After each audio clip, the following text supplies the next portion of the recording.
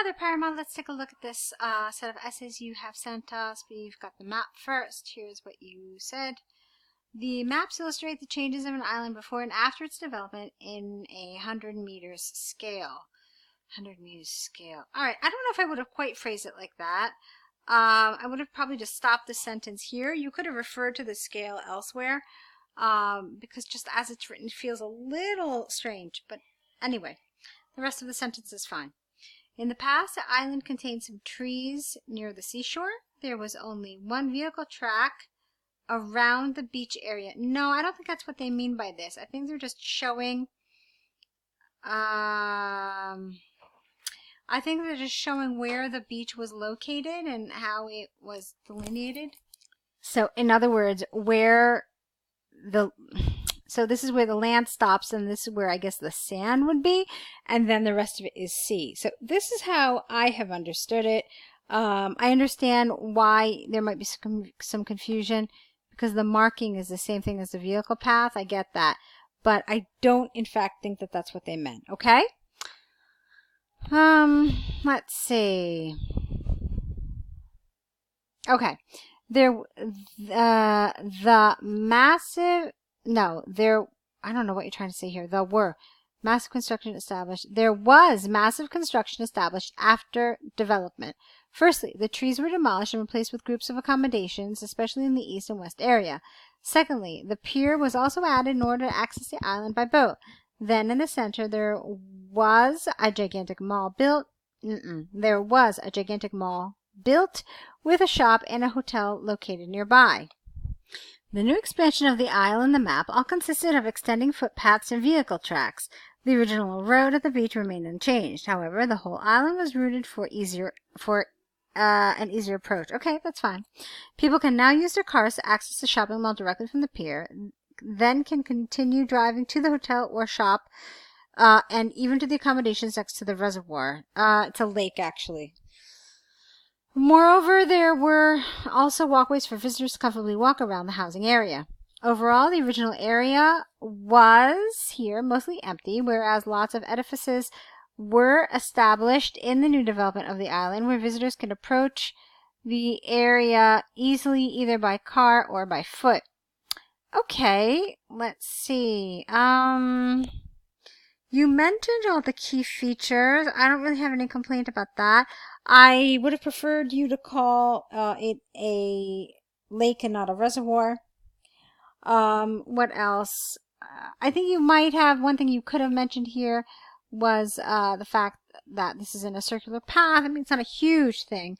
I know you wanted to mention the scale in the beginning, and I advised you not to. You could have mentioned the size of the island somewhere in your description. That would have been a good thing. All in all, it's a good attempt. I liked the way you did it. And that's pretty much it. I don't really have much else to say. There were some grammatical things happening that I had to correct. I also want to make sure that your tenses are okay. But yeah, generally there were some grammatical things happening. So those are the things you probably want to be most careful about. I think those are probably the biggest problem. All right, so let's move on to your task 2. This is green energy. Here's what you said. Experts throughout both the developing and developed world have been debating whether solar panels, wind turbines, and hydropower have a negative or positive impact in the 21st century. Some believe that they can be threatening. You don't want this word here. They can be threatening to energy security, yet I personally disagree. This essay will discuss both sides using examples from the World Energy Council and the UK government to demonstrate points and prove arguments. Okay, that's fine. On the one, no, careful here. You wrote on the one hand.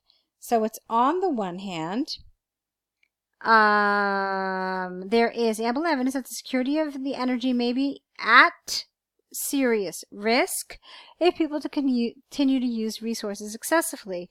The central reason behind this is the fact that the availability of them is not equally distributed in every region.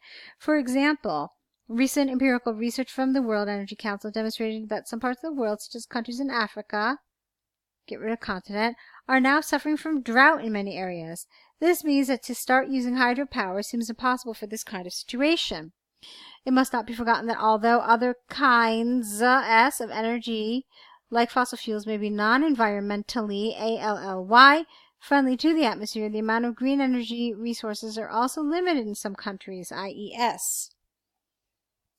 Therefore, it is conclusively clear that using renewable energy, especially water power, may not be the best choice to sustain energy security. Let's see. Okay. So, moving on then. On the other hand, despite the fact that some resources may be lacking, ing, in a certain area, there are other resources such as solar power or wind power that are typically found in most parts of the world. These energies are also considered to be a great financial assistant, particularly in domestic use. For instance, statistics from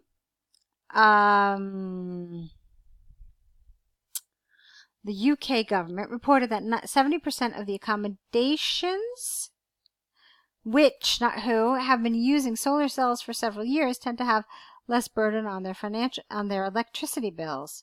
Less burden. That's a little awkward. I wanted to change some of these words around a little bit. So, when you say accommodations, what do you mean? Do you mean homes? You mean hotels? I'm not really entirely sure what you mean there. Let's see. Moreover, have been using solar cells for several years tend to have lower costs on their electricity bills. Maybe that would make more sense. Moreover, considering in terms of pollution, there is a decrease in the amount of carbon emissions S towards the atmosphere due to the utilization of windmills instead of coals to generate power in many factories. This exemplifies a great reduction of overall air pollution in the environment. Consequently, it is possible to state beyond doubt that green energy will absolutely help in decreasing costs and air contamination. All right, good. To conclude from the examples and arguments and examples given, I firmly believe that it may seem impossible for some regions to use renewable energy because it diminishes, no, I don't know if you mean this necessarily, with the water. Okay, I get it, because it diminishes countries' essential resources. Nevertheless, its huge advantages in financial support and pollution reduction would be a better word here, absolutely outweigh the disadvantages. Okay, that's fine. I liked a lot of this. Sure, there were a couple little errors throughout that we needed to work on a little bit, but on the whole, it's a well-written essay. You've supported, you've developed, you've extended, you've organized appropriately, so I did like quite a good deal of this. Okay, well done. Now, if I'm not mistaken, this is actually your last task with us, so you're doing very well.